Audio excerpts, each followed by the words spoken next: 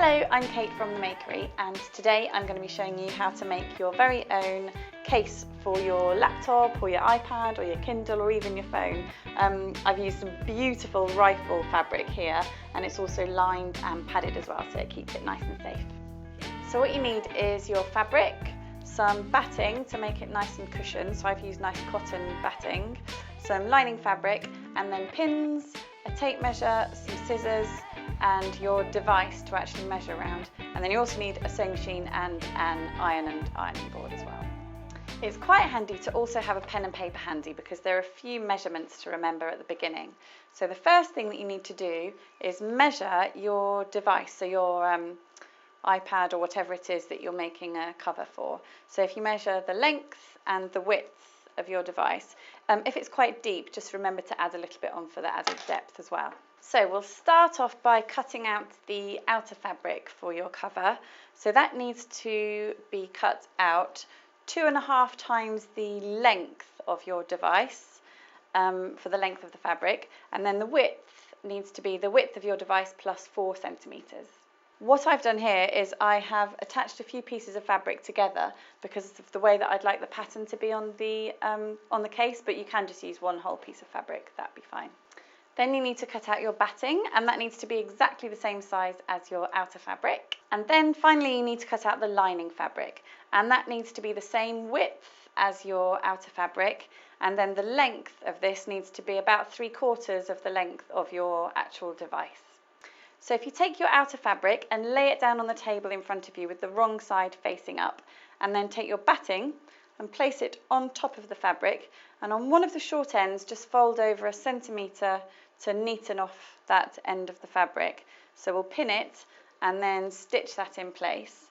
And then you also want to take your lining fabric, and on one of those edges that corresponds with the width of your fabric, you want to do a double 1 centimetre fold along that edge as well. So we'll also pin and machine stitch that edge down. Okay, so now one of the short edges of the fabric has got a nice neat edge, along with one of the edges of the lining fabric as well.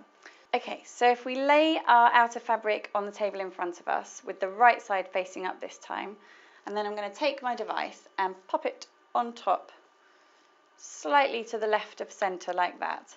And then I'm going to take that neatened end and fold it over the device so that it comes to kind of 3/4 of the way up it onto this side.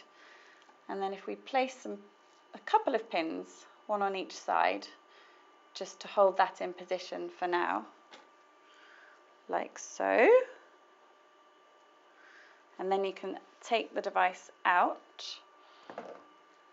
And then if you take your lining piece of fabric and place that on top at the open end, like this. And then we want to add some more pins through all of the layers, down the 2 sides and that open end. Just make sure that you pop the neatened edge of the lining fabric towards the centre of the case. So the next step is to sew all the way up one of the long edges, across the top and down the other edge. And you'll be thinking, what's she doing at this stage? It all looks a bit peculiar, but believe me, in a minute it's going to turn out fine. So now I've stitched up both of the long edges and the short open edge as well. So the next thing to do is cut each of the 4 corners just to remove a bit of the bulk of the fabric, and then turn it right side out. Then you should have a case which perfectly fits your device. So the only thing left to do is put the top over and then stitch on some Velcro to secure it down. I think Velcro is best because if you have poppers or buttons, then you might be pushing down on your device a bit too hard. So Velcro is nice and gentle. But there we go, a beautiful handmade case for your laptop or your iPad or whatever you've got. Thanks so much for watching. If you'd like to see what else we're up to, then please subscribe to our channel. We've got lots more videos coming up.